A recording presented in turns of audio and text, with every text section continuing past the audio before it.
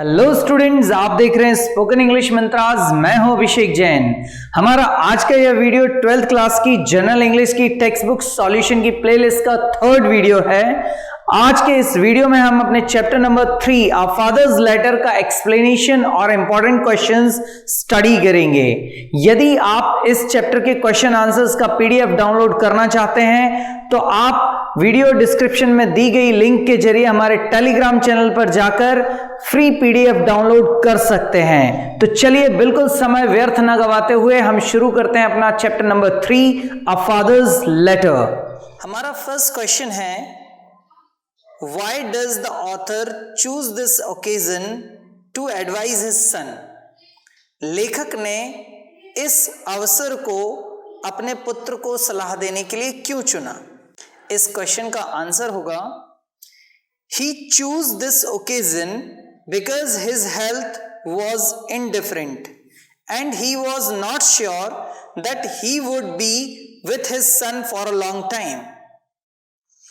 उसने इस समय को इसलिए चुना क्योंकि उसका स्वास्थ्य ठीक नहीं था और उसे यह भरोसा नहीं था कि वह लंबे समय तक अपने पुत्र के साथ रह सकेगा।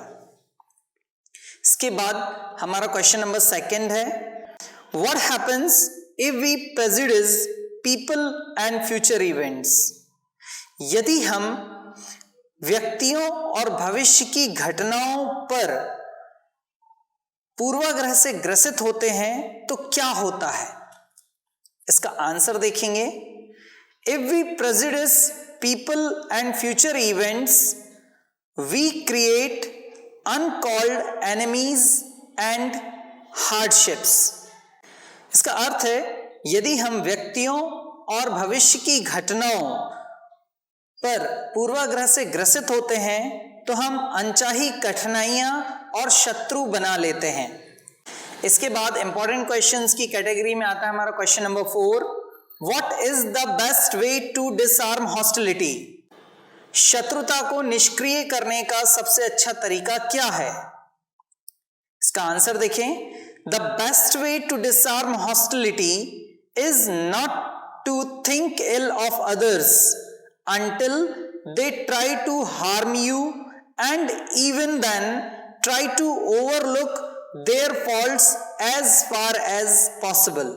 इस उत्तर का अर्थ है, शत्रुता को निष्क्रिय करने का सबसे अच्छा तरीका है दूसरों के बारे में बुरा ना सोचना जब तक कि वे तुम्हें नुकसान पहुंचाने का प्रयत्न नहीं करते हैं, और इसके बावजूद जहां तक संभव हो उनके दोषों की अनदेखी करने का प्रयास करना। इसके बाद हमारा नेक्स्ट इंपॉर्टेंट क्वेश्चन है question number 6, what is the main difference between playmates and schoolmates? खेल के साथी और स्कूल के साथियों के बीच क्या अंतर होता है? देखिए इस प्रश्न का उत्तर क्या होगा, with playmates you can have your own ways because they know you quite well, but with schoolmates you cannot do this. You will have to consider their own needs and will have to adjust with them. इस उत्तर का अर्थ है हिंदी में, खेल के साथियों के साथ आप अपनी मनमानी कर सकते हो क्योंकि वे तुम्हें भली भांति जानते हैं या वे तुम्हें अच्छी तरह से जानते हैं, लेकिन स्कूल के साथियों के साथ तुम ऐसा नहीं कर सकते हो। तुम्हें उनकी आवश्यकताओं का ध्यान रखना होगा और उनसे तालमेल करना होगा। इसके बाद जो हमारा इस चैप्टर का लास्ट क्वेश्चन है, क्वेश्चन नंबर 10, जो पिछले प्रीवियस ईयर्स में पूछा जा चुका है, इसलिए ये भी इंपॉर्टेंट क्वेश्चंस की कैटेगरी में आता है। हमारा क्वेश्चन नंबर 10 है, explain true equality is the true morality और ट्रू विजडम। समझाइए असली बराबरी ही असली नैतिकता या असली बुद्धिमानी है। इस प्रश्न का उत्तर होगा, true wisdom requires that everybody should be treated as equal so that there are no conflicts in the society resulting in peace and prosperity. And according to true morality, why should there be discrimination based on wealth and status when everybody is born equal? Thus, it can be said that true equality is the only true morality and true wisdom.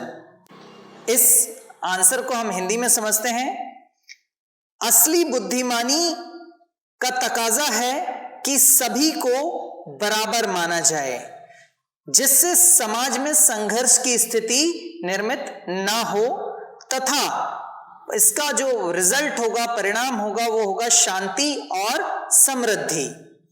और असली नैतिकता के अनुसार जब सब बराबर पैदा होते हैं तो फिर बाद में उन्हें धन और पद के आधार पर भेदभाव क्यों किया जाता है?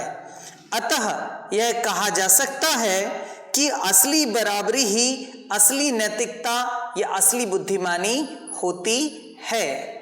तो स्टूडेंट्स, ये थे हमारे चैप्टर नंबर 3 अ फादर्स लेटर के इंपॉर्टेंट क्वेश्चन। अगर आप चाहते हैं कि आपको सारे क्वेश्चंस के आंसर्स का एक्सप्लेनेशन दूं तो आप मुझे कमेंट बॉक्स में लिखकर बता सकते हैं और तब हम एक सेपरेट वीडियो के थ्रू आपको सारे क्वेश्चंस के आंसर्स को एक्सप्लेन करके बताएंगे।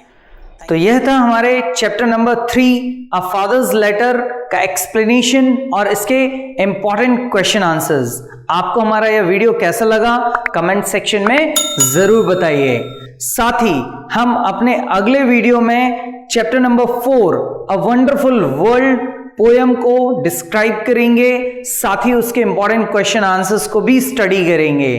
तो इस वीडियो के लिए बस इतना ही, मिलते हैं आपसे अगले वीडियो में, तब तक के लिए थैंक यू वेरी मच।